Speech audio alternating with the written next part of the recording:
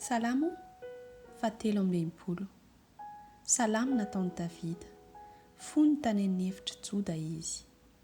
Andriamanitro, Andriamanitro ianao. Mitady anao fatratra aho, mangetahetanao ny fanahiko, maniry anao ny nofoko. Eto amin'ny tany maina, sy mangetana, tsy misy rano.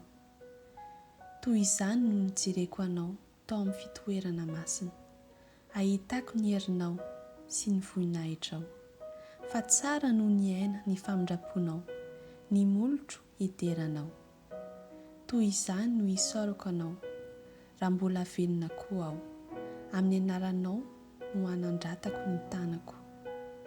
Toy ny vokotsoka sy tavy no avokisan'ny fanahiko, ary amolotra falifaly no hideran'ny vavako anao. Raha mahatsiaro anao eo ampandriako aho, dia mieritreritra anao amin'ny fiambenan'alina. Fa efa namonjy ahy ianao, ary ao ambany aliko ny elatrao no iobeko. Mifikitra aminao ny fanahiko, manohina ahy ny tananao ankavanana. Fa ireny dia mitady ny aiko, ka mampidi-doza amin'ny tenany, hiditra any ambany tany izy. Atolotra ho amin'ny herin'ny zavatra izy, ho anjaran'ny aboaolo izy. Fa ny mpanjaka hifaly amin'Andriamanitra, ho ravoravo izay rehetra mianiana aminy, ka akonina ny vavan'izay rehetra mandainga.